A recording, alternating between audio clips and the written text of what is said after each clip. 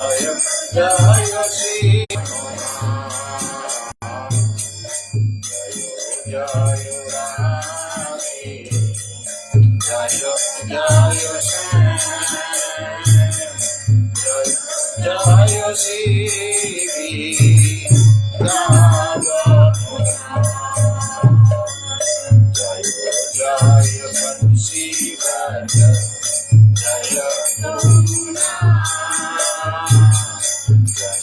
জয় বংশীধর জয় গোপীনাথ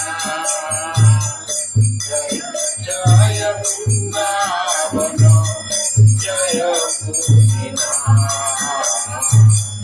জয় জয় বৃন্দাবন জয় গোপীনাথ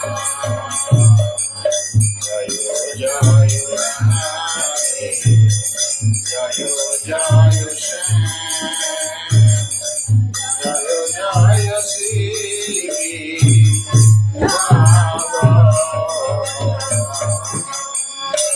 জয় শ্রী রাধে শ্যাম।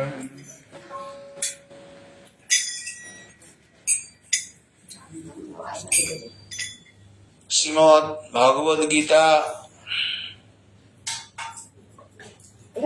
গুণত্রয় বিভাগ যোগ অধ্যায় 14 শ্লোক 6 নম্বর শ্লোক। এর আগের দিন আমরা 5 নম্বর শ্লোক পর্যন্ত আস্বাদন করেছিলাম। 6 নম্বর গুণত্রয় বিভাগ যোগ।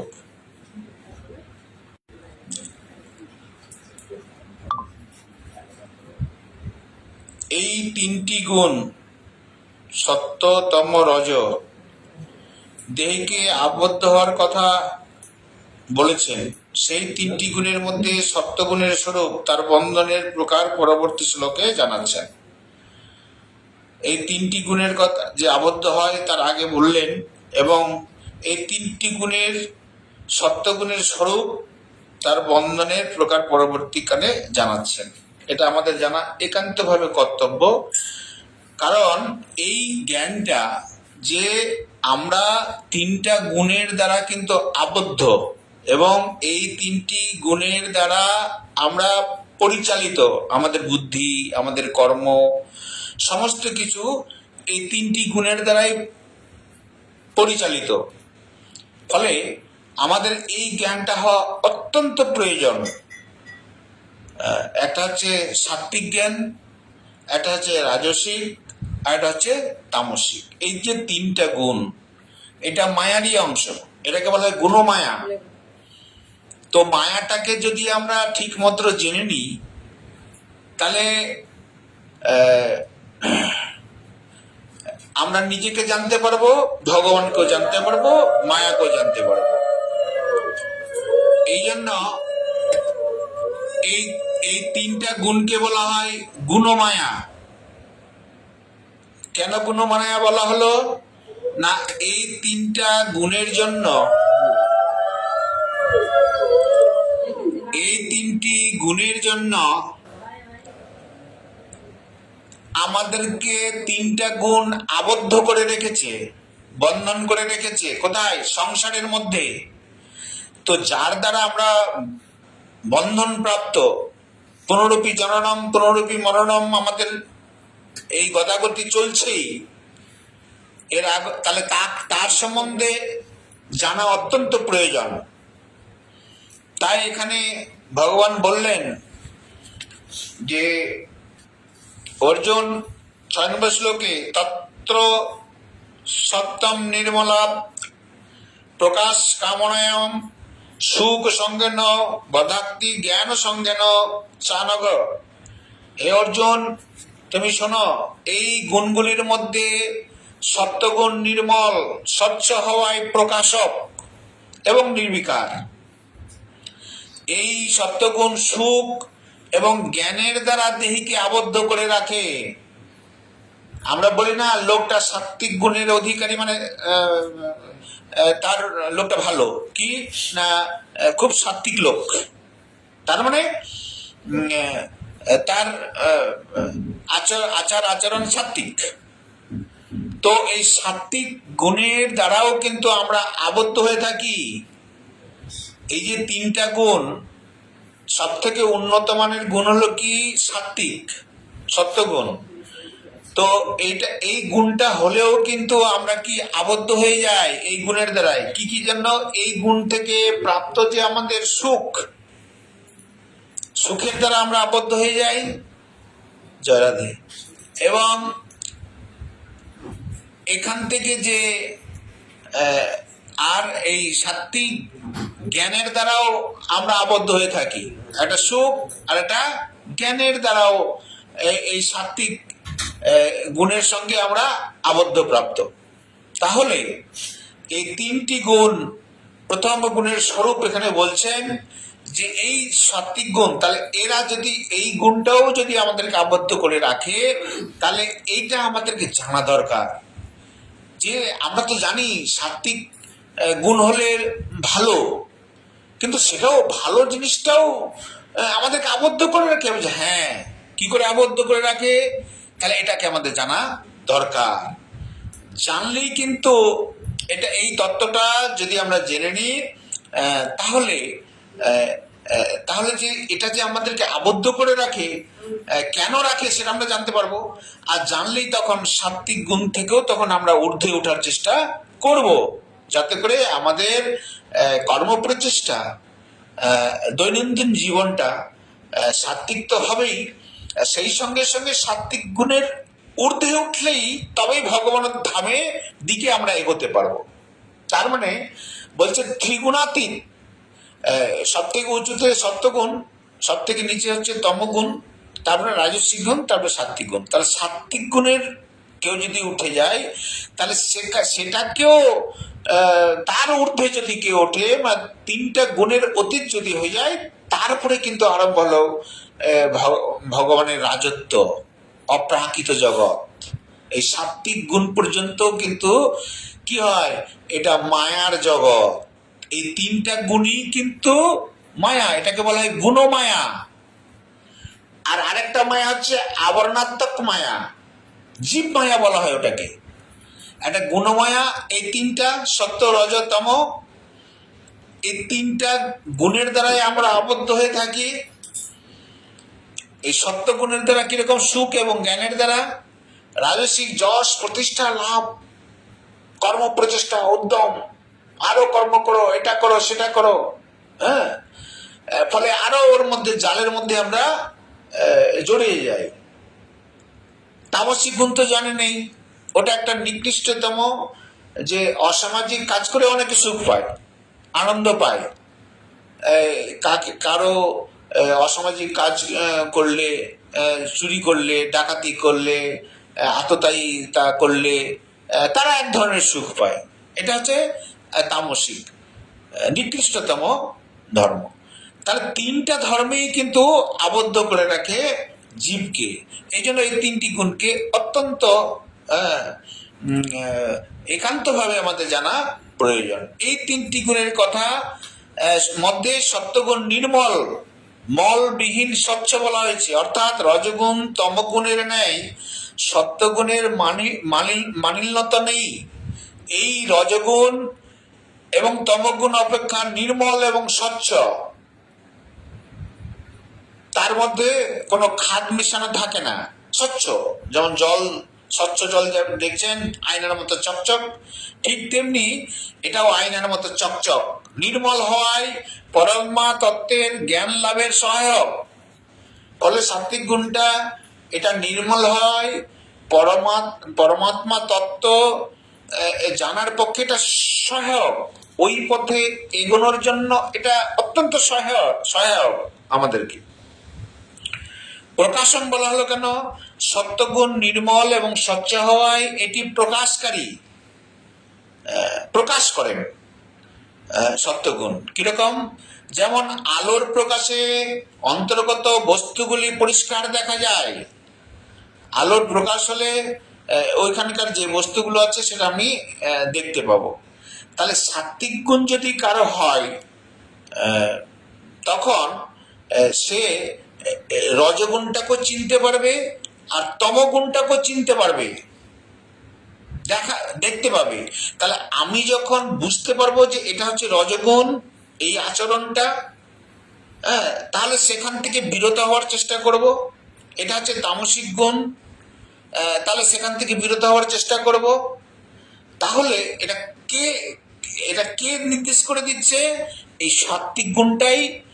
এই জন্য এটাকে বলা হচ্ছে প্রকাশকারী, অন্যান্য জিনিসকে দেখতে সাহায্য করে। তেমনি সপ্তগুণের আধিক্য হলে রজগুণ তমগুণের বৃত্তিগুলি স্পষ্ট রূপে ফুটে ওঠে। রজগুণ তমগুণ থেকে উৎপন্ন কি হয়? কাম, ক্রোধ, লোভ, মদ, মোহ, মাশ্চর্য ইত্যাদি দোষগুলি সম্পর্কে জানা যায়।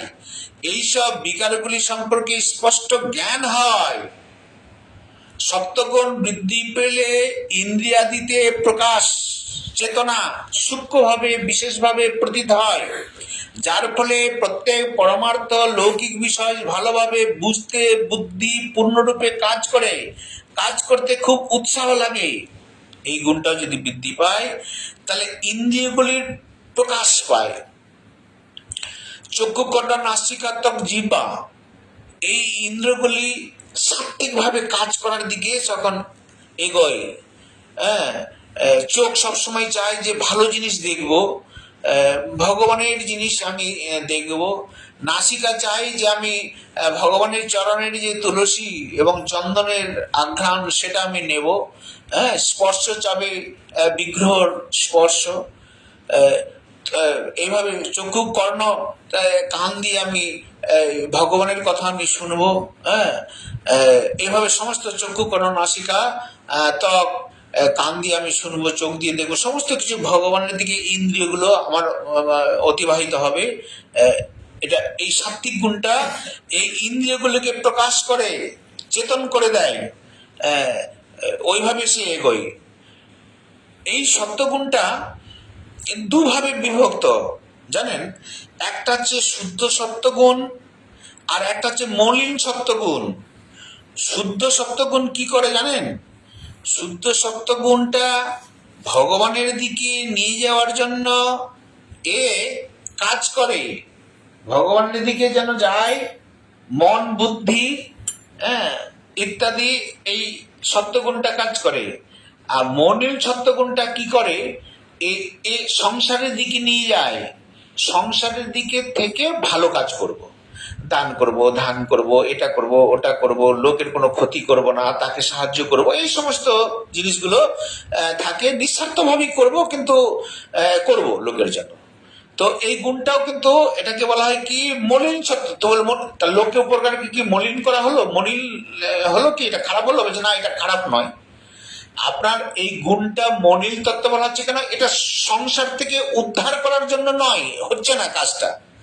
আপনি কাউকে সাহায্য করতে পারেন, এতে আপনার চিত্ত শুদ্ধি হতে পারে, কিন্তু সম্পূর্ণ এই সংসার থেকে উদ্ধারের জন্য কিন্তু কাজ নয়। তাহলে শুদ্ধ তত্ত্ব, সাত্ত্বিক তত্ত্বই দিকে আপনাকে যেতে হবে।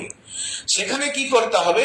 আপনার যদি সাত্ত্বিক গুণটা সংসারের দিকেও থাকে, মলিন থাকে, তাহলে ধীরে ধীরে এই সংসারী গুণটা পরমার্থের দিকে লাগাতে হবে। এই গুণটা যেন পরমার্থের দিকেই যায়। লাভ কি হবে জানেন? পরমার্থের দিকে যদি আপনার আচরণটা যায়, স্বাভাবিকভাবে অশুদ্ধ তত্ত্বের মধ্যে যে সংসারিক কাজগুলো করেছিলেন সে কাজগুলো করবেন আপনি দানও করবেন, ধানও করবেন, কিন্তু আপনার ওইখানে আমি যেটা দান ধান করেছিলাম কিছু স্বার্থ রেখে, তাহলে সংসারে বন্ধ হলেন। আর এখন আমি দান দান করছি পরমার্থের জন্য, হ্যাঁ, এখানে কোনো আমার স্বার্থ নেই। তাহলে এই সাত্ত্বিক গুণটা হয়ে গেল শুদ্ধ সাত্ত্বিক গুণ, আর ওই সাত্ত্বিক গুণটা হয়ে গেল কি? ওটা অশুদ্ধ সাত্ত্বিক গুণ। ওটা সংসারের দিকে তাকে টেনে নিয়ে যাবে, যেখানে স্বার্থ কাজ করে। এই জন্য এটাকে দুই ভাগে ভাগ করা যায়। শুদ্ধ সত্ত্বগুণে পরমাত্মার উদ্দেশ্য হয়, পরমাত্মার প্রতি হয়, স্বাভাবিক রুচি জন্মায়। এই আর মলিন সত্ত্বগুণের বুদ্ধি সাংসারিক বিষয়ে ভালোভাবে বুঝতে সক্ষম করে। যেমন সত্ত্বগুণের বৃদ্ধিতে বৈজ্ঞানিক নতুন নতুন জিনিস আবিষ্কার করে। এই মলিন সত্ত্বগুণটা বড় বড় বৈজ্ঞানিক এরা নিয়ে যায়, তার উদ্দেশ্য পরমাত্মা প্রাপ্তি নাই, অহংভাব থাকে, সম্মান, প্রতিপত্তি, অর্থ, এগুলো এগুলো সে পাবে। পেলে কি হবে? সংসারী মধ্য হবে। নোবেল প্রাইজ পেল, তাতে আমার কি হলো? সমাজে লাভ হলো, সমাজ আমাকে সম্মান করলো ইত্যাদি, সম্মান, লাভ, প্রতিষ্ঠা এগুলো বাড়বে।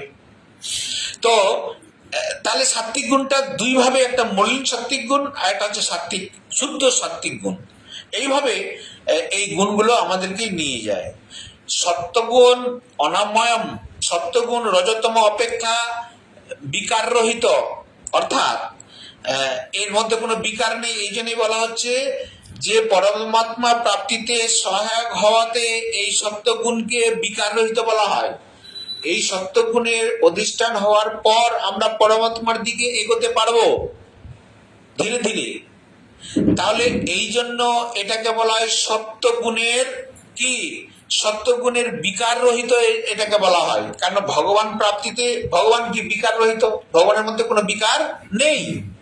ঠিক তেমনি এই গুণটাকে অবলম্বন করলে যেহেতু ভগবান প্রাপ্তিতে তার সহায়ক হয়, তাহলে এই জন্য এই গুণটাকেও বলা হয় কি বিকার রহিত।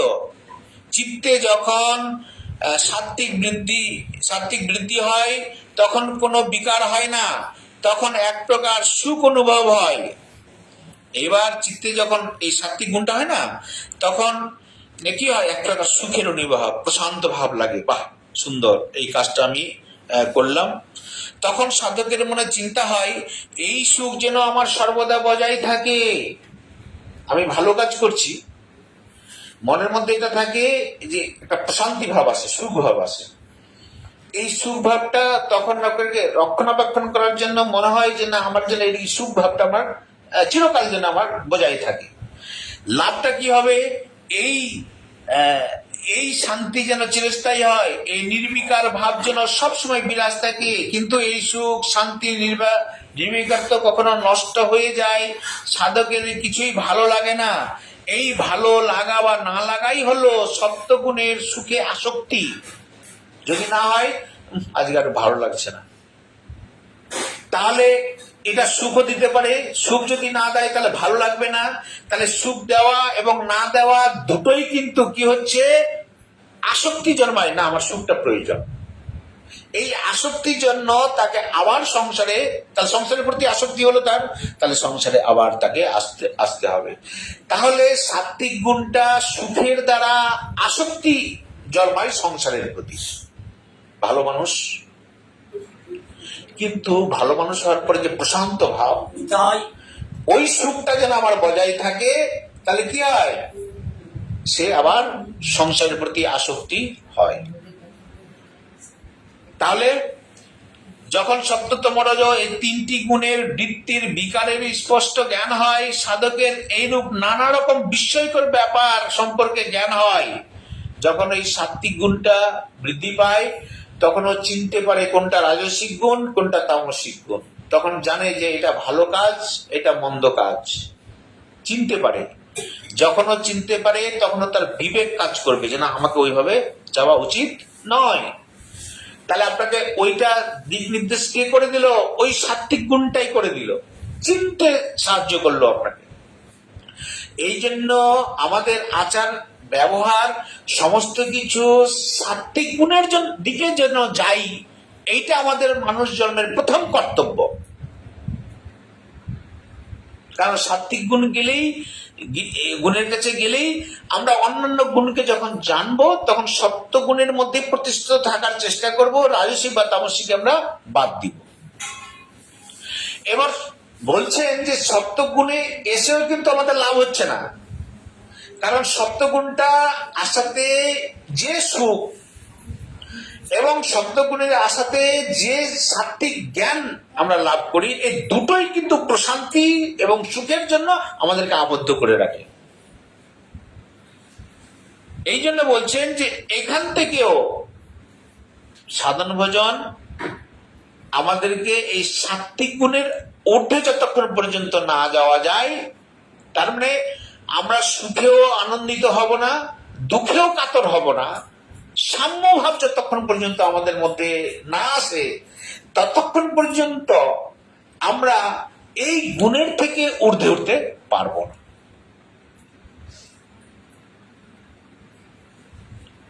সুখেও প্রশান্তি আনন্দ নেই, দুঃখে তো দুঃখও নাই, এই সাম্যভাব। তাহলে এই তিনটি গুণের ক্রিয়া হলো না আপনার মধ্যে, তখন আমরা বলবো ত্রিগুণাত্মিক। এইভাবে সত্যগুণ সুখ এবং জ্ঞানের আসক্তি দ্বারা সাধককে আবদ্ধ করে রাখে। আমরা জানি সংসারটা হচ্ছে দুঃখময়, এটা নতুন করে কাউকে বলার অপেক্ষা রাখে কি? আপনারা যারা বয়স্ক আছেন, আমরা যারা দেখেছি তো ছোটবেলা থেকে এই পর্যন্ত শুধু টেনশন টেনশন, এই কর্ম করতে দেখছি যে সংসারটা হাই হাই করতে করতে করতে করতে জীবনটা চলে যাচ্ছে। তো সংসার থেকে সুখ পেলেন, বলছে না সুখ ধরতে যাচ্ছি, ধরতে পারছি না। তাহলে সংসারটা দুঃখময়, সংসারটা দুঃখময়। আর যেমন এটা তিনটি গুণ, তেমনি জীব ত্রিবিধ তাপে তাপিত, আদি দৈবিক, আধ্যাত্মিক, আদি ভৌতিক।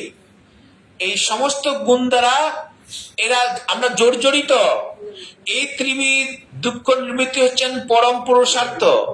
এই তিনটি গুণই, এই তিনটি দুঃখই যদি আমাদের নিবৃত্তি হয়ে যায়, তিনটি গুণ যদি আমাদের নিবৃত্তি হয়ে যায়, তাহলে কিন্তু এই তিনটি তাপ, আদি দৈবিক, আদি ভৌতিক, আধ্যাত্মিক, এই তিনটি যে জ্বালা যন্ত্রণা দুঃখ হয়, এখান থেকে যদি আমরা উদ্ধার হতে পারি, তাহলে এটা হচ্ছে আমাদের, এখান থেকে উদ্ধার হয়ে যাওয়া হচ্ছে আমাদের পুরুষার্থ। এই দুঃখ নিবৃত্তির একমাত্র উপায় হচ্ছে জ্ঞান। কি জ্ঞান? এই গীতার জ্ঞান। কিসের জ্ঞান? এই মায়ার জ্ঞান। এই সাত্বিক, রাজসিক, তামসিক যে গুণ যেটা আমাদেরকে বেঁধে রেখেছে তার জ্ঞান। এই জ্ঞানটা হলে কি হবে? বলছে এই জ্ঞানটা হলে তখন আমরা বুঝতে পারবো যে প্রকৃতপক্ষে আমার স্বরূপটা আমরা জানতে পারবো। এই জ্ঞানটা হলে আমি নিজেকে চিনতে পারবো। গীতার জ্ঞান না হলে, মানে মায়াটাকে যখনই আমরা চিনতে যাব, তখনই আমি নিজের পরিচয়টা পেয়ে যাবো। সেখানে আমি মায়ার দাস নই। মায়াকে যখনই জানবো তখন নিজেরটাও আমি জেনে নিব। মায়া সত্যতম রজ, তাহলে এর যখন আমি দাস নই, তাহলে আমি কে? তাহলে স্বরূপে আমরা প্রতিষ্ঠিত হতে পারবো যদি এই জ্ঞানটা আমাদের হয়। তাহলে এই পঞ্চবিকশিত তত্ত্বের জ্ঞান, কিসের জ্ঞান? মানে তাহলে মায়া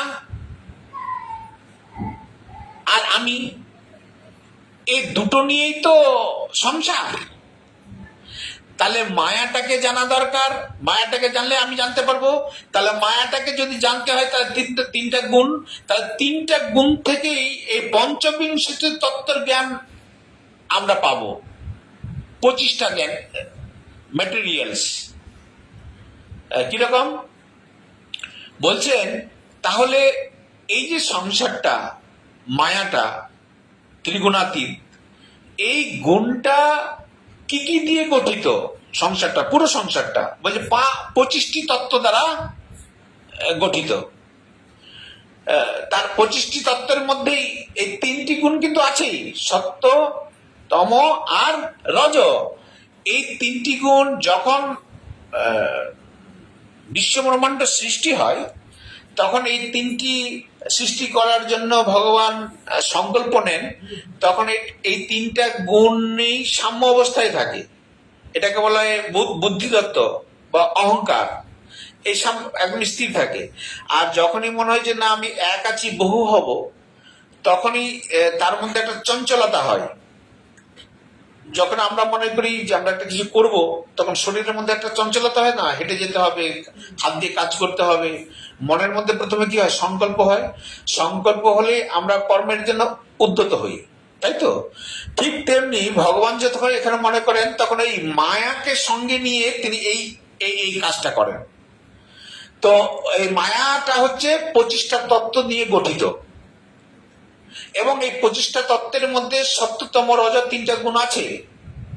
এবং যখন ভগবান এই বুদ্ধি তত্ত্ব বা অহংকারকে সামনে রেখে যখন সৃষ্টি কার্য করেন, তখন এর 3টা অবস্থা সত্য, তম এবং রজ, এই 3টা গুণ সাম্য অবস্থা স্থির থাকে।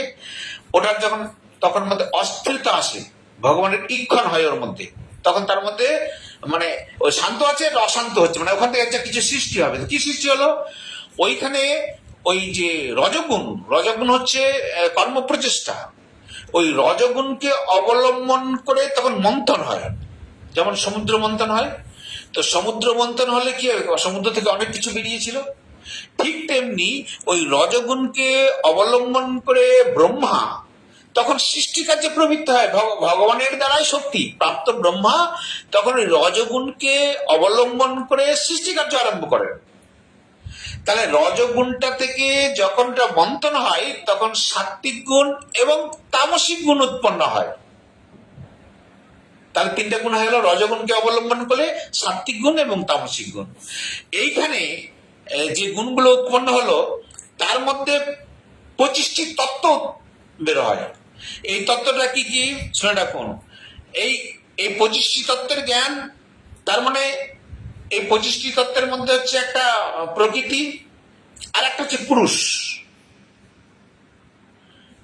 প্রকৃতি হচ্ছে মায়া, জড় পদার্থ, এর করার কোনো ক্ষমতা নেই যতক্ষণ না পুরুষ মানে আত্মা এর মধ্যে, মানে চেতন তত্ত্ব যতক্ষণ পর্যন্ত না ঢুকছে, তখন এর কোনো কাজ করতে পারে না। আমাদের শরীর কি কোনো কাজ করতে পারবে যতক্ষণ পর্যন্ত এই আত্মা না থাকবে শরীরের মধ্যে? তাহলে আত্মা তত্ত্বটা হচ্ছে পুরুষ, আর প্রকৃতি হচ্ছে এই জড়তত্ত্ব, এটাকে বলা হচ্ছে মায়া। এই জড়তত্ত্ব, এই মায়াটা প্রধানত 3টি গুণমায়া, আর একটা হচ্ছে জীব মায়া। এই দুটো মায়া নিয়ে গঠিত মায়া। তো গুণমায়া কোনটা? সত্যতম রজ। আর জীব মায়া কোনটা? এই জীব মায়াটাকে দুভাগে ভাগ করা হয়েছে, একটা আবরণকর্তা মায়া আর একটা হচ্ছে বিক্ষিপ্তা মায়া। আবরণকর্তা মায়া কি? যার সাহায্যে নিজের স্বরূপটাও ভুলে যায়, আর এটা হচ্ছে একটা মায়া। আর যে সবসময় অনিত্য জিনিসকে ভালোবাসবে, এটা একটা মায়া। একটা হচ্ছে আবরণাত্মক মায়া, নিজের স্বরূপটাকে ভুলে যায়। আমি প্রকৃতপক্ষে সংসারের নই, আমি প্রকৃতপক্ষ ভগবানের, এটা আমরা ভুলে যাই, ভুলে গিয়ে সংসারের দাস হয়ে যাই। এটা হচ্ছে আবরণাত্মক মায়া। বিক্ষিপ্ত মায়া, অনিত্য জিনিসকে ভালোবাসা, যেটা টিকবে না তাকে আমরা, ধন সম্পত্তি, ছেলে মেয়ে, স্বামী স্ত্রী, মা বাবা, এরা কেউ টিকে থেকেছে সংসারের মধ্যে? কেউ টিকে থাকে না, কিন্তু তাদের প্রতি আমাদের আসক্তি সবসময় থাকবে। হ্যাঁ, এটা বিক্ষিপ্ত মায়া। একটা আবরণাত্মক মায়া, এটা একটা বিক্ষিপ্ত মায়া, যেটা থাকবে না তাকে আঁকড়ে ধরার চেষ্টা করছি। আমার ছেলে দীর্ঘদিন থাকুক, আমার মা বেঁচে থাকুক, আমার বাবা বেঁচে থাকুক, আমি যে ধন ইনকাম করেছি এটা আমার কাছেই থাকুক। কতদিন থাকবে আপনার ধন? আপনি কতদিন আপনার ছেলেকে ধরে রাখতে পারবেন? 100 বছর, তারপরে তার নাই। তাহলে আপনি যে ধরে রেখেছেন এটা তো ভুল, ভ্রান্ত, এই মায়া। তার মানে এই যে কর্মগুলো, এই সমস্ত কিছুই কিন্তু আমাদের অজ্ঞান। এই জ্ঞানটা যখন আমাদের হয়ে যাবে, প্রকৃতির জ্ঞান এবং আমি স্বরূপত পুরুষের জ্ঞান, এই দুটো জ্ঞান হয়ে গেলেই কিন্তু আমরা কোথায় কিভাবে যাব? যে সংসারটার প্রতি যে আমি আশ্রয় নিয়ে আছি, যে আমার ছেলে আমাকে বাঁচাবে, আমার কোটি টাকা আছে তো আমাকে ভেলোর যাব, চেন্নাই যাব, আমাকে বাঁচাবে। আপনার 1000 কোটি থাকলেও ভেলোর বাঁচাতে পারবে না আপনাকে, মৃত্যু তো হবেই, আপনার মৃত্যু হবেই। বাঁচাতে পারলো কি? সব দিক থেকে গেল, এটাও মায়া। তাহলে আপনি যার উপরে ভরসা করেছেন সেটা ভ্রান্ত, আমাদের বোঝার ভুল। তাহলে এইবার দেখুন, বলছেন যে এই তত্ত্বটা কি? পুরুষ। পঞ্চবিংশী তত্ত্ব কি? 23 রকমের বিকাল, মূল প্রকৃতি এবং পুরুষ। অষ্ট প্রকৃতি, ষোড়শ বিকার, আর হচ্ছে পুরুষ। এইটার নামগুলো একটু জেনে নিন কিরকম।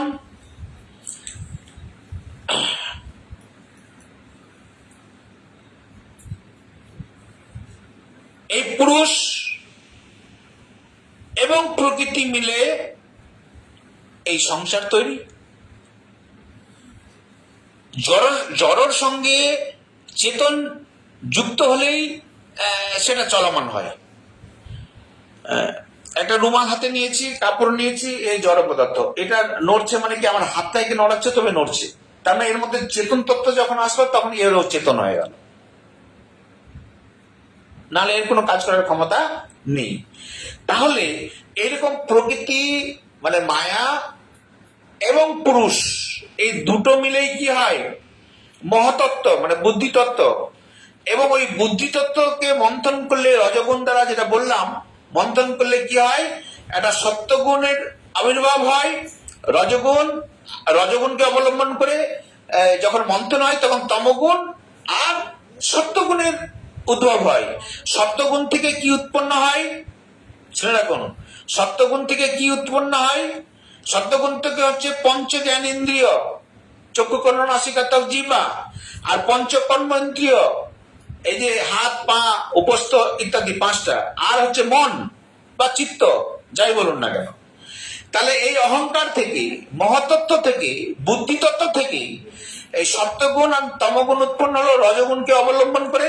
তাহলে সপ্তগুণ থেকে 5টা জ্ঞানেন্দ্রিয়, 5টা কর্মেন্দ্রিয়, একটা হচ্ছে মন। তাহলে 5 আর 5 10, আর হচ্ছে একটা 11 তত্ত্ব হলো। আর তমগুণ থেকে হচ্ছে পঞ্চ তন্মাত্রা আর পঞ্চ স্থূলভূত মানে পঞ্চমহাভূত, এটি অপ, তেজ, মরুত, বম, পৃথিবী, বায়ু, আগুন, বাতাস আর আকাশ, এই 5টা পঞ্চমহাভূত। তাহলে পঞ্চমহাভূত আর পঞ্চ তন্মাত্রা, রূপ, রস, গন্ধ, শব্দ, রূপ, রস, গন্ধ, শব্দ, স্পর্শ, রূপ, রস, গন্ধ, অর্থাৎ 5টা তন্মাত্রা বলা হয় এটাকে। তাহলে এই তমগুণ থেকে এই 3টার উৎপত্তি, এটা 5 আর 5 10। তাহলে কত হলো? 5 আর 5 10, আর 1 হলো 11, 11 আর 5 হচ্ছে কত? 21। 11 আর 10, 11 10 কত? 21। এই 21 তত্ত্ব নিয়ে হচ্ছে প্রকৃতি। কখনো কখনো এই পুরুষটাও ওর সাথে যোগ করে দিয়ে 14 রাখছে। তারপরে হচ্ছে মন, এই জন্য এটাকে 25 বলে গণনা করা হচ্ছে। এই হচ্ছে পঞ্চবিংশতি তত্ত্ব, প্রকৃতি এবং পুরুষ নিয়ে এই সংসারটা রয়েছে। তাহলে আমরা যে সংসারের মধ্যে রয়েছি এটা সম্পূর্ণ এই তত্ত্বের, তার মানে এই যে শরীরটা, এই শরীরটার মধ্যে ওই তত্ত্বগুলো রয়েছে, আর এই ব্রহ্মাণ্ডের মধ্যে কিন্তু ওই তত্ত্বগুলো রয়েছে। তাহলে যাহা ব্রহ্মাণ্ডে তাই কিন্তু পিণ্ডে আছে। এবং বিজ্ঞান এটা বলছে যে আমরা যা কিছু ম্যাটেরিয়ালস আমরা দেখি এখন পর্যন্ত 112 বা 13টা এলিমেন্ট বা মৌলিক পদার্থ বলা হয়, এই মৌলিক পদার্থগুলো আবিষ্কার হয়েছে। এই মৌলিক পদার্থগুলো কোনগুলো? যেমন হাইড্রোজেন, অক্সিজেন, নাইট্রোজেন, কার্বন, এগুলো যে নামগুলো শুনেছেন, ফসফরাস, ক্যালসিয়াম, এরকম বহু নাম আছে। তার মধ্যে 112টা বা 13টা এখন নতুন নতুন আরো কিছু এলিমেন্ট বেরিয়েছে। এই হচ্ছে মৌলিক পদার্থ। এই মৌলিক পদার্থগুলোর পারমুটেশন, কম্বিনেশন করেই সমস্ত কিছু পৃথিবীটা গঠিত, এর বাইরে কিন্তু কোনো কিছু নেই। ওই যে মূল তত্ত্ব বিজ্ঞান যেটা আবিষ্কার করেছে 112টা বা 114টা, ওই 114টা 12টা আমাদের শরীরের মধ্যেও আছে, আবার বাইরেও আছে। ওই যে আমাদের আয়রন কমে গেছে, রক্ত নাই, হিমোগ্লোবিন কমে গেছে, তো কি ব্যাপার? ওই আয়রন ট্যাবলেট খাও। তাহলে আমাদের শরীরের মধ্যে আয়রন আছে। এই হাড় ব্যথা করছে, কোমর ব্যথা, ক্যালসিয়াম কমে গেছে, তো এর মধ্যে ক্যালসিয়াম আছে, বাইরেও ক্যালসিয়াম আছে। বাতাস, এর মধ্যে হাইড্রোজেন আছে, অক্সিজেন আছে, জল আছে, সমস্ত কিছু এই কম্পাউন্ড গুলো আছে। জলটা কি অক্সিজেন এবং হাইড্রোজেনের মিলিত, 2 ভাগ হাইড্রোজেন 1 ভাগ অক্সিজেন মিলে জল হচ্ছে। তাহলে এই মৌলিক পদার্থদের সমস্ত কম্বিনেশন করেই এই সমস্ত কিছু সৃষ্টি। আরেকটা আশ্চর্য কথা, শুধু কার্বন যেটা আছে, কার্বন বলে যে মৌলিক পদার্থটা আছে, আমাদের শরীরের মধ্যে যে মাংস, রক্ত, জৈব পদার্থ, জৈবিক পদার্থ যেগুলো আছে, সেটা কিন্তু কার্বন পরমাণু দিয়েই সমস্ত কিছু গঠিত। তাহলে এই মৌলিক পদার্থ দিয়েই সমস্ত পৃথিবীটাতে যা কিছু আমাদের নজর যায় সেই দিকে কিন্তু এই মৌলিক পদার্থগুলো। এখানে বলা হচ্ছে যে এই 25টা তত্ত্ব নিয়েই কিন্তু এই সমস্ত সংসারটা গঠিত। 25টা তত্ত্ব নিয়েই কিন্তু সমস্ত সংসারটা গঠিত। এই সংসারটা যদি গঠিত হয়, এই সংসারটা যদি গঠিত হয় 25টা তত্ত্ব নিয়ে, এই জ্ঞানটা যদি আমাদের হয়ে যায়, তাহলে আমি নিজের স্বরূপটা বুঝতে পারবো আমি কোথায়।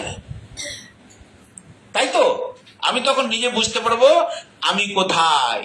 তাহলে আমি স্বরূপ তো এই সংসারের নই, চেতন তত্ত্ব আমি, আর এরা তো সব জড় তত্ত্ব, আমি তো চেতন তত্ত্ব, আর আমার শরীরটা হচ্ছে জড় তত্ত্ব। কারণ এই এই এই চেতন তত্ত্বটা যখনই বেরিয়ে যায়, তখন চোখ কাজ করে না, পা কাজ করে না, হাত কাজ করে না, জিহ্বা কাজ করে না, কোনোটাই কাজ করে না। কেন না? চেতন তত্ত্বটা বেরিয়ে গেছে, আত্মাটা বেরিয়ে গেছে। তাহলে যতক্ষণ পর্যন্ত এই চেতন তত্ত্বটা ছিল ততক্ষণ এরা সজাগ, সমস্ত কিছু কর্ম করছিল। আর বেরিয়ে যাওয়ার পর আর কেউ কোনো কর্ম করে না। তাহলে চেতন তত্ত্বের জন্যই সবকিছু প্রভাবমান। তাহলে স্বরূপত আমরা হচ্ছি চেতন তত্ত্ব। এই পঞ্চবিংশতি তত্ত্বের জ্ঞান হলে, এই মায়ার জ্ঞান হলে আমরা নিজ স্বরূপে অধিষ্ঠান হতে পারব। নিজ স্বরূপে অধিষ্ঠান হওয়ার যে জ্ঞান, এটাকে বলা হয় আধ্যাত্ম জ্ঞান। এই জ্ঞান হয়ে গেলে আধ্যাত্মিক জগতে যাওয়া যায়, মানে ভগবানের জগতে যাওয়া যায়। যতক্ষণ পর্যন্ত এই জ্ঞান না হয় ততক্ষণ পর্যন্ত আমরা কিন্তু যেতে পারবো ভগবানের রাজত্বে। যাওয়ার পর আমি যে সংসারকে ভালোবাসছিলাম, এই ভালোবাসার ডাইভার্ট হয়ে গিয়ে ভগবানের প্রতি এই ভালোবাসাটা হবে।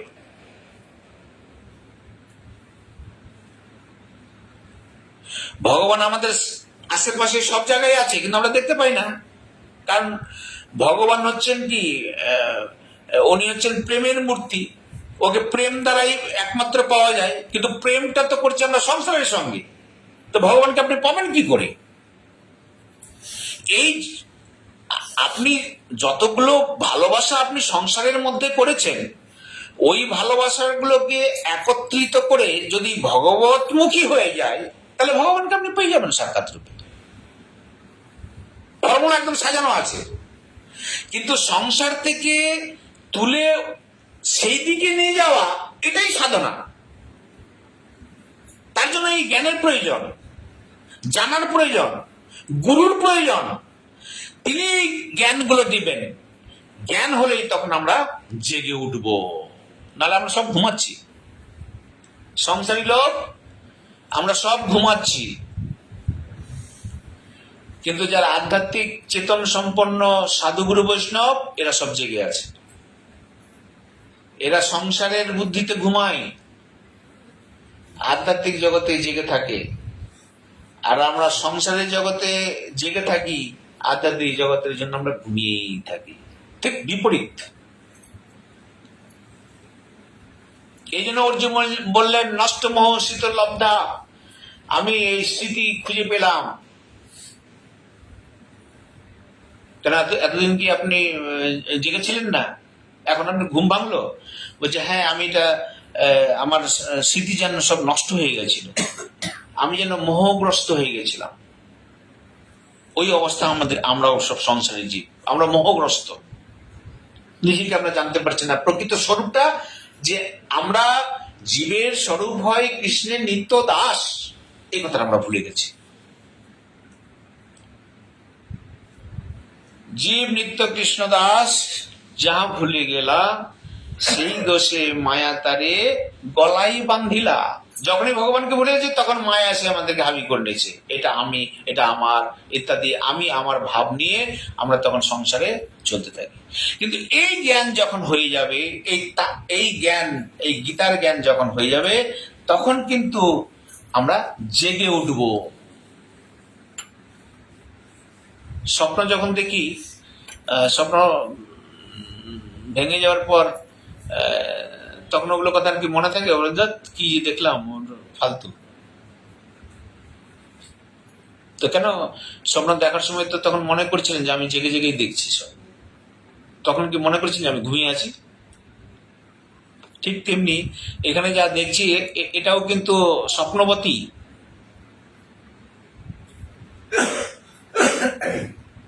তাহলে কি আমরা এখানে ঘুমিয়ে আছি? বলছে হ্যাঁ আপনি এটা ঘুমিয়ে আছেন, জাগেননি, কিন্তু কিন্তু মনে করছেন যে জেগে আছে, কিন্তু এটা ঘুমিয়ে ঘুমিয়েই দেখছি আমরা। তো কেন আমাদের চোখ তো খোলা আছে, চারদিকে দেখছি। বলছে না, চোখ খোলা আছে ঠিকই, কিন্তু এটা এটা ঘুমিয়ে আছেন। তখন স্বপ্নের মধ্যে যেমন আপনি মনে করছেন আমি জেগে আছি, ঠিক তেমনি এখন সংসারের মধ্যে আমরা মনে করি যে আমরা জেগে আছি, কিন্তু প্রকৃত আমরা ঘুমিয়ে আছি। তাহলে চোখ তো খোলা আছে বলবেন, এটা কি করে ঘুমিয়ে থাকা হয়?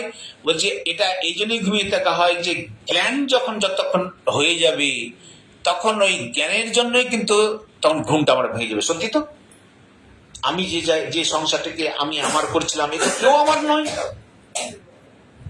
যদি আমার প্রকৃত এরা থাকতো, তাহলে আমার মৃত্যুর সময় সবাই যেত আমার সাথে। কোটি টাকা আমি ব্যাংকে রেখেছি, ওই টাকাটিও আমি নিয়ে যেতাম। সোনা দানা যত রেখেছে সব নিয়ে, কেউ যখন যাচ্ছে না, আমার ছেলে মেয়েও কেউ যাচ্ছে না, তাহলে এটা ভ্রান্ত, এদের সাথে প্রকৃত সম্পর্ক নেই। এই জন্য প্রকৃতি সম্পর্ক কোথায়? ভগবানের সঙ্গে। তাহলে এই জ্ঞানটা কি করে হবে না, এই সাত্ত্বিক জ্ঞান যতক্ষণ পর্যন্ত আপনার হৃদয়ের মধ্যে আসবে, রাজসিক জ্ঞানের সম্পর্কে আপনি জানবেন, তামসিক জ্ঞান সম্পর্কে যখন জানবেন, তখন আপনার এই চেতনার আপনি জেগে উঠবেন। নাহলে আমরা ঘুমোচ্ছি, এই জন্য এটাকে বলা হয় ঘুম। তাহলে এই জ্ঞানটা কোথায় পাবেন? তদ্বিদ্ধি প্রাণীপাতেন পরিবেশন সেবায় উপদেকান্তে জ্ঞানাং জ্ঞান তত্ত্বদর্শিনাম। জ্ঞানে তত্ত্বদর্শীর কাছে, জ্ঞানবান তত্ত্বদর্শীর কাছে যদি আপনি যান, তাহলে জ্ঞান পাবেন। কিভাবে যাবেন? শ্রদ্ধাবান লভতে জ্ঞানম, শ্রদ্ধার সঙ্গে তার কাছে যাবেন, তার সেবা করবেন। কার কাছে? গুরুর কাছে, সাধুগুরু বৈষ্ণবের কাছে।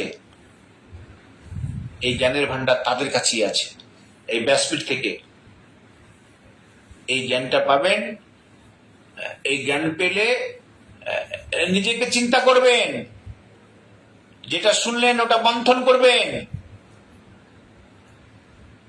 ঠিকই তো, স্বপ্নের মধ্যে তো আমরা দেখি, কিন্তু স্বপ্নে তো কিছু থাকে না, এটাও বলছে স্বপ্নবৎ। ওটাকে একটু চিন্তন করবেন, ভাবেন, নিজেকে খুঁজুন। আমি তত্ত্ব তো ভগবানের স্বরূপ, আমি তাহলে কে? আপনি সুখ পাচ্ছেন, দুঃখ পাচ্ছেন সংসারের মধ্যে, কে পাচ্ছে সুখ দুঃখটা? কে পাচ্ছে? এটা চিন্তা করুন। যদি সুখ আমি পাই, যদি দুঃখ আমি পাই, তাহলে আমিটা কে?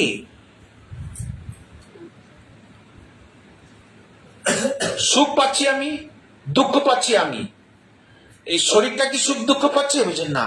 তাহলে শরীরটা যদি সুখ দুঃখ না পায়, তাহলে আমি কে? এটা খুঁজতে হবে আপনাকে। এই খুঁজতে গেলে আপনি সন্ধান পেয়ে যাবেন। আমি দুঃখে দুঃখিত হই না, আমি কষ্টে কষ্ট পাই না, সুখে আহ্লাদিত হই না। শরীরটা আমি যদি না থাকি, শরীরটাকে যদি কেটে দেওয়া যায়, দুঃখ পাবে কি? পাবে না। তার দুঃখ কে পাচ্ছিল?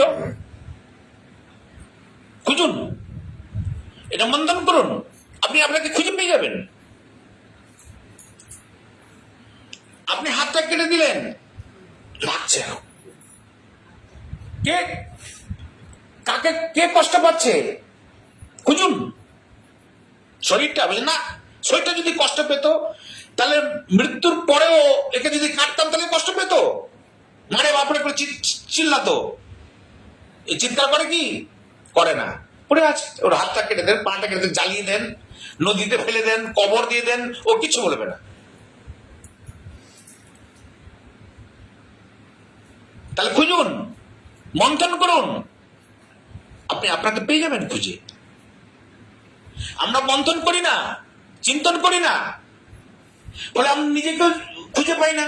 আর নিজেকে যখন খুঁজে পাই না তখন ভগবানকেও পাই না, কারণ আমার সঙ্গে তো ভগবানের সম্পর্ক আছে, আমি পেলেই তো ভগবান চলে আসে। এই জন্যই এই তত্ত্বটা বলছে যে মায়াকে যদি আমরা জানি তাহলে আমি নিজেকে জানতে পারবো, আর আমি নিজেকে জানতে পারলো ভগবানকে জানতে পারবো। তিনটা তত্ত্বই আছে, একটা হচ্ছে ভগবান তত্ত্ব, একটা হচ্ছে জীব তত্ত্ব, আর একটা হচ্ছে মায়া তত্ত্ব। এই তিনটা তত্ত্বকে জেনে নিলেই, মানে একটা তত্ত্বকে জানলেই অটোমেটিক অন্যগুলো তত্ত্বগুলো আমরা জানতে পারবো। এত সহজ নয়। আপনি যখন নিজেকে খুঁজে পেয়ে যাবেন, সনাতন গোস্বামী মহাপ্রভুকে বললেন, প্রভু আমি কে, কেন আমায় যারে তাপত্রয়, আমি কে, আমাকে কেন এত দুঃখ কষ্ট দিচ্ছে,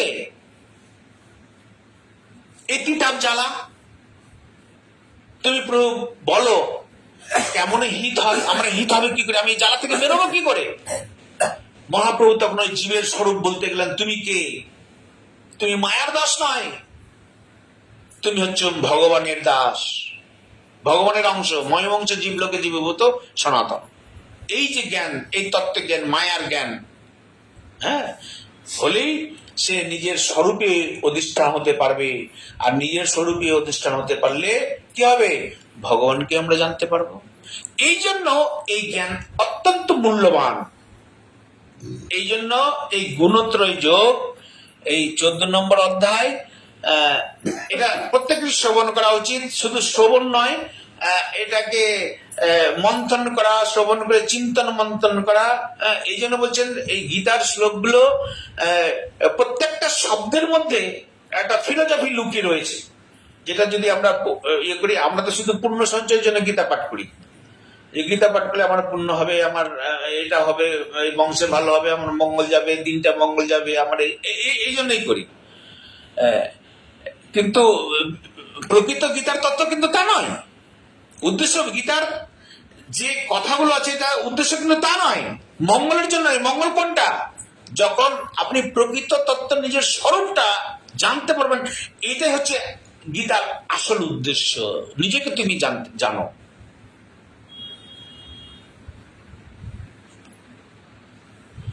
এই জন্য গীতাতে সব ত্যাগেরই কথা বলা হয়েছে। সবকিছু ত্যাগ করতে করতে কিছু তো বাঁচবে, তো সবই যদি ত্যাগ করে দেন তো শুধু আপনি বাঁচবেন, মানে আপনার স্বরূপ, আর কেউ থাকবে না। আর সবটিকে যদি ধরে রাখেন তাহলে গোটা সংসারকে ধরে রাখবেন। এই জন্য এই গীতা হচ্ছে মোক্ষদায়ী। এ ধীরে ধীরে তমগুণ থেকে রাজগুণ, রজগুণ থেকে সাত্বিক গুণে সে প্রতিষ্ঠিত করবে। তাই বললেন এই সাত্বিক গুণটা হচ্ছে প্রকাশক। তুমি সমস্ত গুণকে জানতে পারবে, কোনটা ভালো কোনটা মন্দ, এই সাত্বিক গুণ আসলে তুমি এটা জানতে পারবে। এবার অর্জুনকে বলছেন, শোনো অর্জুন, সাত্বিক গুণ সম্পর্কে তুমি শুনলে, এইবার রজগুণ সম্পর্কে শোনো। কিরকম রজগুণটা, রজ রাগাত্তানাং বিদ্যি তৃষ্ণা সঙ্গ সমুদ্ভবম তন্নি বধাতি কুন্তীয় কর্ম সঙ্গেন দেহিনাম। বললেন, হে কুন্তীয় অর্জুন, তৃষ্ণা আসক্তি উৎপন্নকারী রজগুণকে তুমি রাগাত্মক বলে জানো। এটি কর্মের আসক্তি দ্বারা দেহকে আবদ্ধ করে, এটা কর্মের আসক্তি দ্বারা রজগুণটাকে আবদ্ধ করে। তো এটাকে কি বললো, তৃষ্ণা এবং আসক্তি উৎপন্নকারী। তৃষ্ণা মানে পিপাসা, আর পিপাসা পেলে কি হয়, জল পাবো আমি। তাহলে জল পাওয়ার পর তার প্রতি যে আসক্তি, তার মানে তৃষ্ণা এবং আসক্তি দুটোই উৎপন্ন করে এই রজগুণ। ফলে কি হয়, আমাদের তৃষ্ণা কি, ধন যদি হয়, টাকা, এটা প্রথম তৃষ্ণা আমাদের, অর্থ। সংসারী লোকের অর্থ না হলে টাকা ছাড়া কিছু চলবে কি? এইবার এইটার প্রতি আমাদের তৃষ্ণাকে, টাকা ইনকাম করো, টাকা যখন আসতে লাগলো তারপরে আসক্তি জন্মে গেল। তাহলে আমরা ওই টাকা পাওয়ার জন্য কি করছি, কর্মের উদ্যম করছি, আমাকে কাজ করতে হবে এমন ভাবে যেন আমি টাকা উৎপন্ন করে সেই দিকে যাই। তাহলে এটি এই কর্মের দিকে আসক্তি নিয়ে আসে। এই কর্মের দিকে যখন আসক্তি নিয়ে আসে তখন কিসের জন্য গেলাম আমি, এই রাগাত্মিকা, এটা বলে রাগাত্মিকা বলা হয় কেন না, এটা তৃষ্ণা পিপাসা, না আমাকে এটা করতে হবে। আর ওটা করতে গিয়ে আমি তার প্রতি আসক্তি জন্মে যায়। এটা কার দ্বারা? এই রজগুণের দ্বারাই হয়। এই রজগুণ রাগ, রাগাত্মিকা বলা হয়। রাগাত্মিকা কথাটা মানে হচ্ছে আসক্তি। রজগুণ, রজগুণ রূপ অর্থাৎ কোন বস্তু, ব্যক্তি, পরিস্থিতি, ঘটনা, ক্রিয়া ইত্যাদির অনুরাগ জন্মায়। যে অনুরাগী হলো, যে অনুরাগী যে জন্মাবে, তার প্রতি আসক্তি জন্মাবে, সেটাই হচ্ছে রজগুণের স্বরূপ। তার মানে সংসারের প্রতি যা কিছু করি তার প্রতি যে আমাদের অনুরাগ, রাগ বা আসক্তি, এটাই হচ্ছে রজগুণের তার স্বরূপ। রাগাত্মক বলার অর্থ হলো, যেমন সোনার গয়না স্বর্ণময় হয়, তেমনি রজগুণ হচ্ছে রাগময়, মানে আসক্তিময়। এই আসক্তি হচ্ছে স্বরূপ ধর্ম। আমরা সংসারের মধ্যে যা কিছু করি তারপরে না, এটা করলে ভালো হয়, এটা করলে ভালো হয়, এটা করলে ভালো হয়, আসক্তি। এই আসক্তি থেকেই কি হবে, আমরা কর্মের উদ্যমটা আমরা পাবো, এটা করলে আমার লাভ হবে, তাই এটা কর্ম করি। তাহলে কর্মের প্রেরণাটা এই রজগুণ সবসময় আমাদেরকে তাড়না করে নিয়ে যায়। কেহ পাপে কেহ পুণ্যে করে বিষয় ভোগ, ভক্তিগন্ধ নাহি তারে যাই ভবর। তখন পাপও বুঝি না, পুণ্য বুঝি না, চলে বলে কৌশলে যে করি হোক, কর্ম করো আর টাকা ইনকাম করো, যেটার প্রতি আমাদের আসক্তি হচ্ছে আমরা কর্ম করে যাই, কেউ পাপে কেউ পুণ্যে। বলছে দুটোতেই কোনো লাভ হয় না। যত রকম পতঞ্জলি যোগ বলুন, যাই কিছু বলুন, এই রজগুণের স্বরূপ। হ্যাঁ, যোগ দর্শনে বলা হয়েছে যে যা কিছু আমরা করি ওই আসক্তি দ্বারাই আমরা এই সংসারের মধ্যে আমরা ঘুরপাক খাই, ওই চক্রভূহের মধ্যে যেমন ঘুরতে থাকি আমরা, সেরকম এই রজগুণই আমাদেরকে সমস্ত এই চক্রের মধ্যে ঘুরায়। তাহলে কি হয়, বলছে যে নিষ্কাম ভাবে করা কর্ম মুক্ত প্রদানকারী হয়ে থাকে। এই অধ্যায়ে যদি আমরা কর্মটা নিষ্কাম ভাবে করতে পারি তাহলে আসক্তি থাকলো না, তাহলে রজগুণের প্রভাব সেখানে লাগবে না। এই জন্য গীতায় বলছেন যে কর্ম করতে হবে, কর্ম ছাড়া আমরা কখনো থাকতে পারবো না।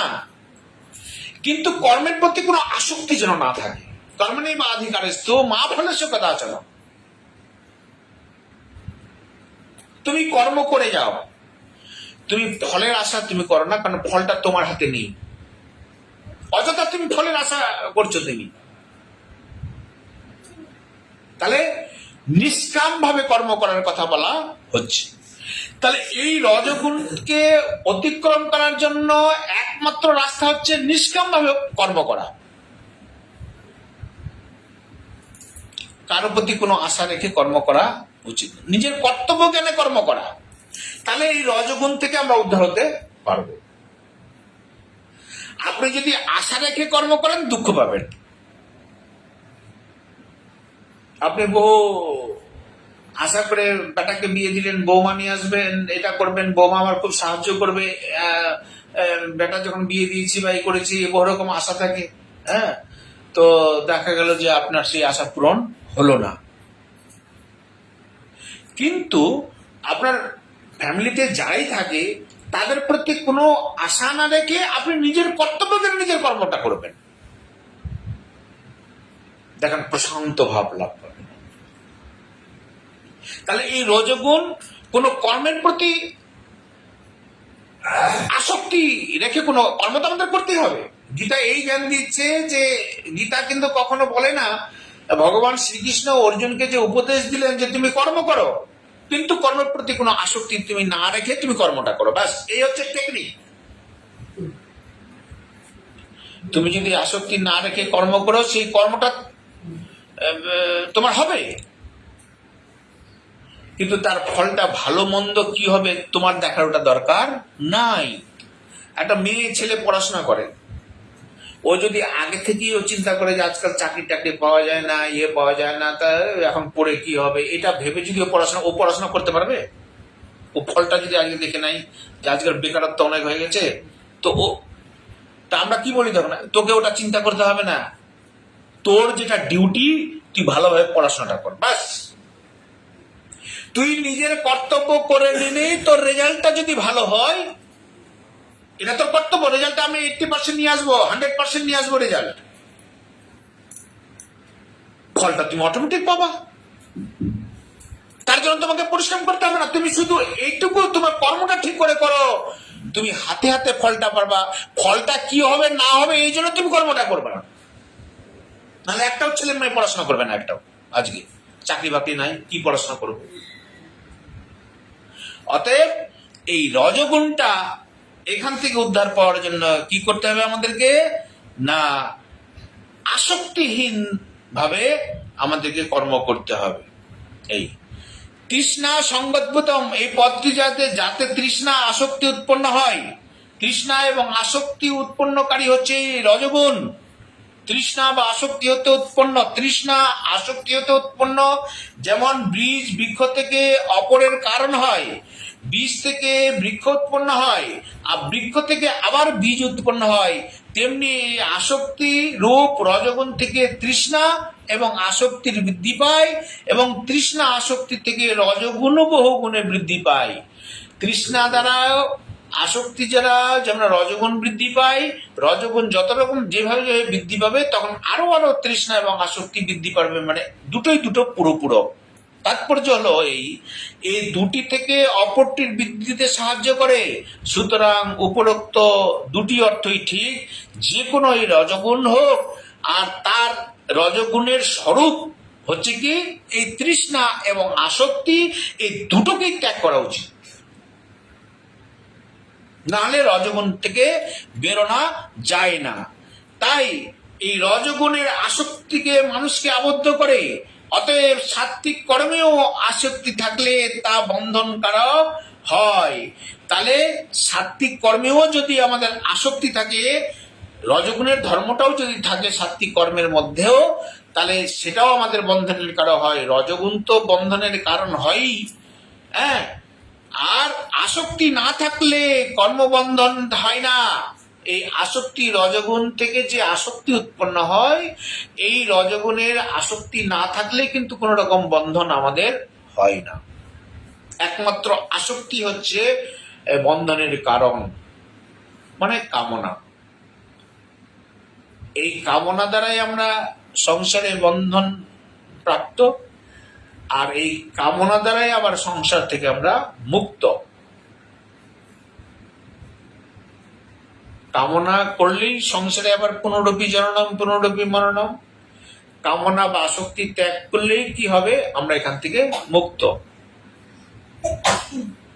ফলে আমরা সবসময় মুক্তই আছি, শুধু কামনাটাকে যদি আমরা ত্যাগ করে দিতে পারি তাহলে কিন্তু এটাই ভজন। যে করে হোক এই তত্ত্ব জ্ঞানটা যদি হয়ে যায়, তাহলে আমরা কি করব, কামনাটাকে আমরা ত্যাগ করে দিতে পারবো। এইবার তমগুণের কথা কি বলবো, অর্জুনকে বলছেন সাত্বিক গুণ রাজসিক গুণ তো শুনলাম, এবার তামসিক গুণের কথা বলছে। তামসিক গুণটা, এটা তমগুণ যেটা, সেটা তো নিকৃষ্টতম গুণই। এখানে অর্জুনকে বললেন এর স্বরূপটা, তমস্ত জ্ঞানজম বিদ্যি মোহনাম সর্বদেহিনাম প্রমাদালস্য নিদ্রাম ভিন্ন ধাতি ভারত। দেখো এই তমগুণটা হচ্ছে সমস্ত দেহীদের মোহগ্রস্তকারী তমগুণে তুমি অজ্ঞান হতে উৎপন্ন বলে জানবে। মোহগ্রস্তকারী তমগুণ এটা পুরোপুরি অজ্ঞান থেকে উৎপন্ন। কি হয়? প্রমাদ হয়, আলস্য হয়, নিদ্রা দ্বারা দেহীকে নিজের মান্যকারী জীবগণকে আবদ্ধ করে রাখে। কি কি দ্বারা? প্রমাদ, আলস্য আর নিদ্রা। এইভাবে তাকে আবদ্ধ করে রাখে তমগুণ। প্রমাদটা কি? এই তমগুণ প্রমাদ, আলস্য, নিদ্রা দ্বারা দেহীকে, এই প্রমাদ হচ্ছে দুই রকম। শুনে রাখুন, এই জিনিসগুলো শুনলে তার আমরা বুঝতে পারবো যে আমরা ওই গুণগুলোর মধ্যে কতখানি আমরা আছি। তার মানে আমাদের মধ্যে না কিছু সাত্বিক গুণও আছে। তিনটা, যে কোনো মানুষের মধ্যে তিনটা গুণ কিন্তু থাকে, কোনটা বেশি কিন্তু কোনটা কম, কিন্তু তিনটা গুণ মানে একটা গুণেরই অধিকারী কোনো মানুষ থাকে না, তার মধ্যে কিছু না কিছু থাকবেই গুণ। একটা মানুষ যে সাত্বিক গুণ হয়, তো তার মধ্যে রাজসিক গুণ এবং তামসিক গুণ খুব ভালো মানুষ হলেও খুব অল্প পার্সেন্টেজ, হয়তো 1% দুটো আছে, এটা 90% আছে।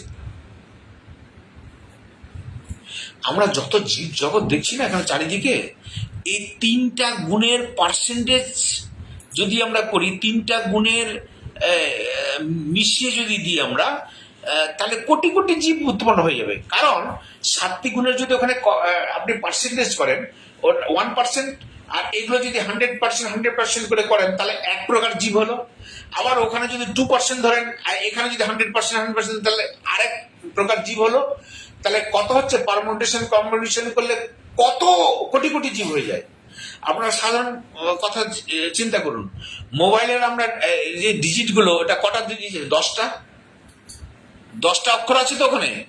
হ্যাঁ, কারোর নম্বর নিলে দেখছি আমরা 10টা অক্ষর, এর বেশি তো নাই।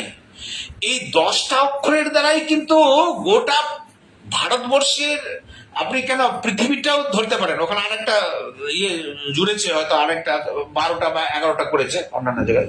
আমাদের দেশের মধ্যে 10টার কোটি কোটি লোক ব্যবহার করছে, অক্ষর তো 10টাই।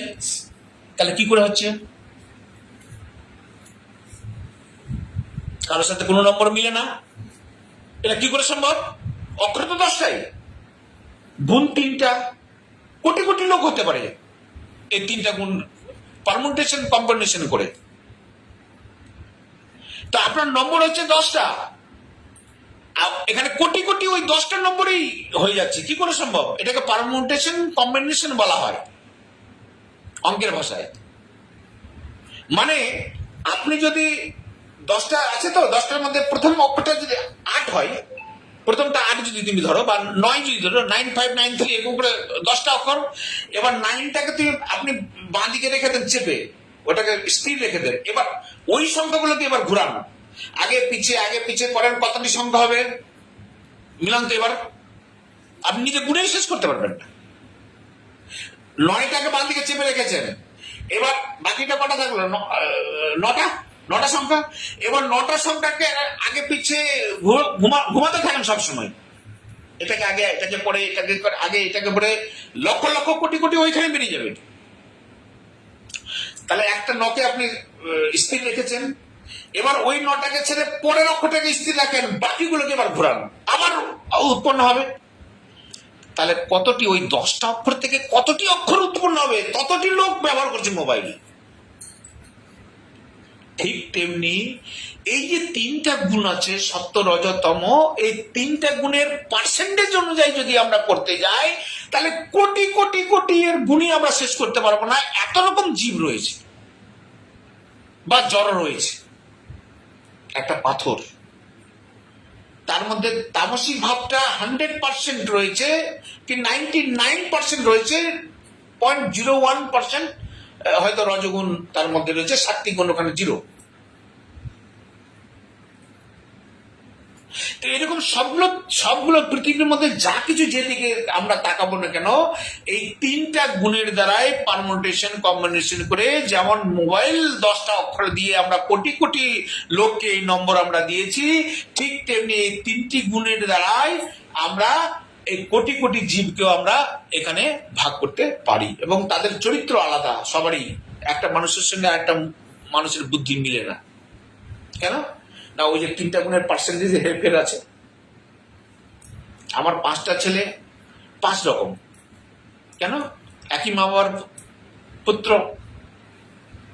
ওদের আবার আলাদা হয়ে গেল না। ওই যে গুণ, ওই এক একজনের দেহতে এক এক রকমের গুণটা পার্সেন্টেজ আলাদা আলাদা আছে, ফলে তাদের বুদ্ধিও আলাদা। আমরা কাউকে ভালো করার ইচ্ছা করলেও ভালো হয় না। একটা ছেলে অসামাজিকও হয়ে গেল, একটা ছেলে আবার খুব ভালো হলো, ডাক্তার হলো, ইঞ্জিনিয়ার হলো, এটা দিতে হলো, সব ছেলে হলো। 2টো ছেলে বদ হয়ে গেল। কি করে হলো? এই গুণের পার্সেন্টেজের অনুযায়ী। তাহলে এই তামসিক গুণটা হচ্ছে সব থেকে নিকৃষ্ট। একটা যে প্রমাদ, আলস্য, নিদ্রা, এই দেহকে বন্ধন করে রাখে, এটা হচ্ছে তামসিক গুণ। এই প্রমাদটা 2 রকম। কর্তব্য কর্ম না করে, অর্থাৎ যে, শুনে রাখুন এই কথাগুলো, কর্তব্য কর্ম না করা, আমার যেটা কর্তব্য সেই কর্মটা না করা, যে কাজ দ্বারা নিজের বা জগতের বর্তমানে বা পরিণামে হিত সাধন হয়, এইরূপ কর্তব্য কর্মগুলো না করা। যে কর্ম করলে লোকের ভালো হবে, হিত হবে, সে কর্মগুলো না করা। জানি যেটা করলে খুব ভালো হবে লোকের, করি না, এটাকে বলা প্রমাদ। আরেকটা, না করা যোগ্য কাজ করা, যে কাজগুলো করা কর্তব্য নয়, করা উচিত নয়, সেগুলো কাজ করা। চুরি ডাকাতি, রাহাদানি, লোককে মারা, ঠকে নেওয়া, ইত্যাদি যত রকম কাজ আছে, এগুলো সব প্রমাদের মধ্যে পড়ে। তাহলে যা করার যোগ্য কাজ নয়, সে কাজ নিজের বা জগতের বর্তমান পরিমাণে অহিত হয়, সেরকম কর্ম করা, এইসব প্রমাদের মধ্যে আছে। না করার যোগ্য কাজ, অপব্যয় করা, না করার যোগ্য কাজ, যেগুলো কাজ করা উচিত নয় সেগুলো যা করি। তো এরকম ভাগ করেছে 2টো। কি কি শুনে রাখুন। বলছে অপব্যয় করা, বিড়ি সিগারেট খাওয়া, মদ জাতীয় জিনিস খাওয়া, নাটক, সিনেমা, এই তামাশা, যত রকম নাচ গান হয় ইত্যাদি দেখায় অর্থ ব্যয় করা। চল এই পার্টি হচ্ছে, নাচ গান হচ্ছে, বেশ পার্টি আমাদের খুব জমে গেছে, মদ খাচ্ছে, সবকিছু করছে, এই এটা করা উচিত নয়, কিন্তু ওটা করবে, এটা তামসিক গুণ। নিষ্ফল কাজ করা, অর্থাৎ নিষ্ফল কাজ করা। কি বিকালবেলা এদিক দিয়ে ঘুরতে যাবেন, সব বুড়াগুলো যেগুলো আছে না, সব বসে বসে তাস খেলে, ওদেরকে পার্টি আসতে বললে মানে আসবে না। নিষ্ফল কাজ, কোনো কাজ হয়ে যায় না, আর সবটি বসে বসে ওখানে তাস খেলে। এই গলিটা দিয়ে যাবো, বিকালবেলা তো যতটি বউ আছে সবটি দরজার সামনে সবটি বসে থাকে, ওইটা ওদের রিল্যাক্স, গোটা দিন কাজ করেছে, আর ওই বিকাল হলে দরজার সামনে একটু বসে এর চুগলি করলো, ওর চুগলি করলো, কারণে পালিয়ে গেল, কোথায় কি করলো, ওইটি করে খুব ভালো করে বেশ গল্প। আজকে বিকালটা বেশ ভালোই কাটলো। তামসিক গুণ। নিষ্ফল কাজ করা, আমরা যখন বিকাল কোথায় গলি দিয়ে যাই না, যেতেও খুব অস্বস্তি লাগে, সবটি টকটক করে তাকিয়ে থাকে, আর আমরা যাচ্ছি ওই দিক দিয়ে, আর ওই গল্প করে কি কোথাকার লোক, কোন লোক, মানে আমি গেলে আমার পিটি চটকে সব শেষ করে দেবে।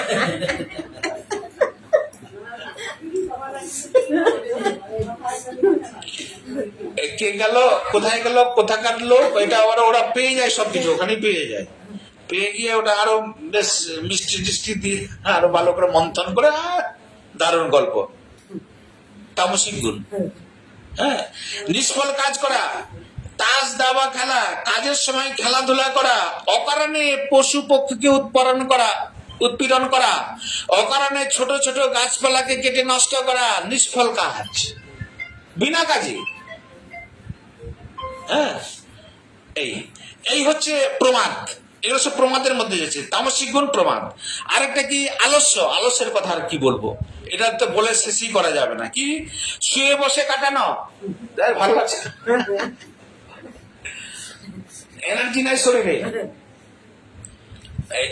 শুয়ে বসে কাটানো, শুয়ে বসে কাটানো, নিষ্কর্ম হয়ে সময় কেউ এইভাবে করে সময় অতিবাহিত করা, প্রয়োজনীয় কাজ না করা, পরে কাজটা করবো এখন একটু ঘুমিয়ে নি না ইত্যাদি, এখন তো একটু আরাম করে নি, এইরূপ অবসাদ মানুষকে আবদ্ধ করে। এরকম অবসাদে ওই সুখের নিদ্রা তাকে আবদ্ধ করে নেয়, ওই অলসটাই কিন্তু তাকে আবদ্ধ করে নেয়, গ্রাস করে নেয়। তখন ওই অলসটাই ওর সুখ মনে হয়, একটু ঘুমানো, বেশিক্ষণ ধরে ঘুমানো, কত সুখের মনে হয় বলেন তো। আর আপনার ভোরবেলা উঠে কীর্তন করছেন, আর যখন আপনারা কীর্তন করতে যাচ্ছেন তখন অনেকেই লেপের ভিতরে বেশ আরাম করে ঘুমাচ্ছে, দেখেন তো ওরা কত সুখে আছে বলেন তো। আর আপনাদের খেয়ে দেয় কাজ নেই, সকালবেলা স্নান টান করে কলকাতা নিয়ে হরিনাম সংকীর্তন বেরিয়ে যাচ্ছে, যারা ঘুমাচ্ছে ওদের ঘুমেরও ডিস্টার্ব হচ্ছে। ওরা সুখে ঘুমাচ্ছে কিনা? ভোরবেলা পেচ্ছাপ টেচ্ছাপ করার পর বাথরুম থেকে আসার পরে যে ঘুমটা, এটা যারা দেয় তারাই তো ওর সুখটা বুঝতে পারে। আর আপনারা তো ঘুম থেকে উঠে স্নান করে কীর্তন নেবে, তা আপনারা কি বুঝবেন? না এই যে প্রমাদ, এই অবসাদে মানুষকে আবদ্ধ করে। নিদ্রার আগে শরীরের অলসতা আসা, হ্যাঁ, বৃত্তিগুলি বোঝার স্বরূপ বোধ হয়, বুঝবার শক্তি থাকে না, এরূপ আলস্য, হ্যাঁ, ইত্যাদি। তাহলে কারণ এগুলি আসে মানুষ নিজে থেকে এগুলো করেন, এইগুলো কি হয় না, এই অলসতা গুলো আসে। নিদ্রা তো আসবেই, নিদ্রা না হলে তো আমাদের শরীর সুস্থ থাকে না। মোটামুটি 5 ঘন্টা তো আমাদের ঘুমানোই দরকার, হ্যাঁ। কিন্তু নিদ্রাটাকে আমরা নিজের দোষেই খেয়ে নিয়েছি। এই মোবাইল আজকাল এই যতটি ঘুমাতে যাচ্ছে সবটি মোবাইল খুঁচায়, কুচকুচ কুচকুচ কুচ করতে থাকে, আর ওই বালিশের মধ্যে থাকে। ওর নিদ্রাটা যেটা আসতে চাইছিল সেটা আর আসে না। ঘুমোতে ঘুমোতে রাত 2টা 1টা বাজে। তো যে রাত্রে 1টার সময় ঘুমাবে সে সকালে কি করে উঠবে বলেন তো? ও 5টা বা 6টায় উঠতে পারবে? ও তো জুলুম হয়ে যাবে ওর কাছে, এটা পানিশমেন্ট। কিন্তু মোবাইলটা যদি না থাকে, এই জন্য বলছেন যে ঘুমানোর সময় পার্টিকুলার সব থেকে সঠিক সময় হচ্ছে 9:30 থেকে 10টার মধ্যে। আপনি খাওয়া দাওয়া 8টার মধ্যে করে নিলেন, আর খেয়ে দিয়ে ঘুমাবেন না। ঘুমানোর আগে আপনি খাবেন 2 ঘন্টা আগে, 2 ঘন্টা পরে আপনি খাওয়ার 2 ঘন্টা পরে আপনি যাবেন। তাহলে 9:30টায় যদি আপনি বিছানায় যান, তাহলে সেই হিসাব করলেন আপনি কখন খেতে হবে, 7:30টার মধ্যে খেতে হবে। খেয়ে নিয়ে আপনি 9:30টার মধ্যে চলে যাবেন। কিন্তু শর্ত হচ্ছে একটা, যে মোবাইলটাকে সুইচ অফ করে রেখে দিতে হবে আপনি। আর টিভিও চলবে না, টিভিটাকে বন্ধ করে রাখবে, তাহলে ঘুমটা ভালো হবে আপনার। আর যদি মোবাইল খুঁচান বা টিভি চালান, তাহলে টিভি দেখতে দেখতে যে শরীর কি হয়, শরীর সবসময় একটা নির্দিষ্ট সময়েও কিন্তু চাই যে এখন ঘুমটা আসছে, ওর নির্দিষ্ট সময়ে কিন্তু ঘুমটা পাওয়ার কথা আসবে। কিন্তু আমরা মোবাইলটা দেখতে দেখে ঘুমটাকে যখনই তাড়িয়ে দিই, তখন আর ঘুমটা চট করে আসতে চায় না, কারণ শরীর যখন চাইছিল তখন তো ঘুমায়নি। ফলে কি হচ্ছে, অনিয়মটা, এই প্রমাদের জন্য আমরা কি করছি, আমি নিজের ঘুমটাকে নষ্ট করে দিচ্ছি। ফলে কি হচ্ছে, আমরা আমাদের যে এই যে প্রমাদ, এই যে গুণটা, এই গুণের জন্য আমাদের যে প্রকৃত সুখ, যেটা শরীরটা আমাদের সুস্থ থাকবে ঘুমানো, সেটাও আমরা নষ্ট করে দিই। ফলে আমাদের শরীরটাও অসুস্থ হয়ে যায়। আপনারা এটা পরীক্ষা করে দেখবেন, যারা খুব কাজ করেন সংসারের মধ্যে, তারা যদি আর্লি ইন দি মর্নিং উঠে, খুব সকালে উঠলে কিন্তু কাজগুলো খুব তাড়াতাড়ি হয়ে যায়। একটু দেরি করে ঘুম থেকে উঠলে কিন্তু আর কাজ করতে চায় না। এটা দেখেছেন তো পরীক্ষা করে? তারপরে আপনারা দেরিতে কখনো কখনো উঠেন, এই তো? না না, সে আমিও উঠি, আমরাও উঠি কখনো কখনো, এমন নয়। তো এটা হয়ে যায়। তাহলে সকালে উঠলে ঘুমটা যদি 5 থেকে 6 ঘন্টা যদি আপনার ঘুম হয়ে যায়, তার শরীরটা আপনার প্রফুল্ল থাকবে। তাহলে এই তামসিক যদি না হয়, তাহলে তামসিক গুণ। নিদ্রা আবশ্যিক নিদ্রা, যা শরীর এবং স্বাস্থ্যের জন্য নিয়মিত ভাবে নেওয়া হয় ভালো, এই বৃত্তিগুলি স্বচ্ছ হয়, মস্তিষ্ক বিশ্রাম লাভ করে। এইরূপ আবশ্যিক নিদ্রা দূষণীয় বা পরিত্যাজ্য নয়। ভগবান এইরূপ নিয়মিত নিদ্রাকে দূষণীয় বলে মনে করেননি, যোগ সাধনের পক্ষে সহায়ক। হ্যাঁ, তিনি বলেছেন যে না, নিদ্রাটা দরকার। অনাবশ্যক নিদ্রা, যা শুধুমাত্র নিদ্রার জন্যই নিদ্রা, যার ফলে অবসাদ আসে, নিদ্রা ভাঙলেও শরীর ভারী মনে হয়, যেন আরেকটু ঘুমাই। বৃত্তিগুলি স্থূল নয়, পুরাতন স্মৃতি নষ্ট হয়ে যায়। অনাবশ্যক নিদ্রা দূষণী এবং পরিত্যাজ্য। আরেকটু ঘুমিয়ে নি। ওই অলসতাটা ত্যাগ যারা করতে পেরেছে, ঠিক এই তমগুণটাকে সে অতিবাহিত করে নিতে পেরেছে, সেখান থেকে বেরিয়ে যেতে পেরেছে। এই তিনটি গুণ, এই স্বরূপ এখানে অর্জুনকে বললেন, তিনটি গুণের স্বরূপ। তাহলে এবার আমরা এই তিনটি গুণ যে জানলাম, এই তিনটি গুণের পর্যালোচনা করে আমি নিজের দাঁড়িয়ে পাল্লাই এটা ওজনও করে নিতে পারবো আমরা ঠিক কোন জায়গাটাই আছি। কতখানি সাত্বিক গুণের মধ্যে রয়েছি, কতখানি রাজস্বিক গুণের মধ্যে রয়েছি, আর কতখানি তামসিক গুণের মধ্যে রয়েছি, এটা নিজেকে ভাবা যায়। এই তিনটি গুণ মানুষকে আবদ্ধ করে, কিন্তু এই তিনটি গুণের বন্ধনের প্রকারের পার্থক্য আছে। সত্যগুণ, রজগুণ আসক্তি দ্বারা বন্ধন করে, অর্থাৎ সত্যগুণ সুখের এবং জ্ঞানের আসক্তি দ্বারা, রজগুণ কর্মের আসক্তি দ্বারা বন্ধ করে। সুতরাং সত্যগুণে সুখ আসক্তি, জ্ঞান আসক্তির কথা বলা হয়েছে, রজগুণে কর্ম আসক্তির কথা বলা হয়েছে, আর তমগুণের আসক্তির কথা বলা হয়নি। কারণ তমগুণ হচ্ছে এমনিতেই সম্মোহাত্মক, এই সম্মোহ মানে ভূতে পেরেনি যেমন হয়, এটা সম্মোহতক। এই জন্য এটি আসক্তির অপেক্ষা রাখে না, এই স্বরূপতই বন্ধনের কারণ, এর স্বরূপটাই হচ্ছে বন্ধনের কারণ। তাৎপর্য হলো এই সত্যগুণ, রজগুণ সঙ্গে সুখ শান্তির দ্বারা আবদ্ধ হয়, কিন্তু তমসগুণ স্বরূপতেই সে আবদ্ধকারী হয়ে থাকে। তাহলে এই তিনটাকে জানলে আমরা নিজেকে, আমরা সাত্বিক গুণ এবং গুণাতীত, ত্রিগুণাতীত আমরা হতে পারবো। তখনই আমরা ভগবত ধামে যেতে পারবো, তখনই আমি সাধন ভজনে এগোতে পারবো। স্বরূপত আমি জানতে পারবো যে আমি কিন্তু এই গুণের অধিকারী নয়, এই গুণের বন্ধনে আমরা থাকতে চাই না। আমি স্বরূপত এই গুণের বন্ধন থেকে ত্রিগুণাতীত, আমার স্বরূপ যেখানে, আমি যেখান থেকে এসেছি তার সঙ্গে প্রকৃত সম্পর্ক, এই চেতনা, এই জ্ঞান আমাদের হবে। তখন আমরা ভগবত ধামের দিকে আমরা যেতে পারবো, তখনই আমার প্রকৃতপক্ষে সাধন ভজন আরম্ভ হবে। নিতাই গৌর প্রেমানন্দে একবার হরি হরি বল, হরি বল।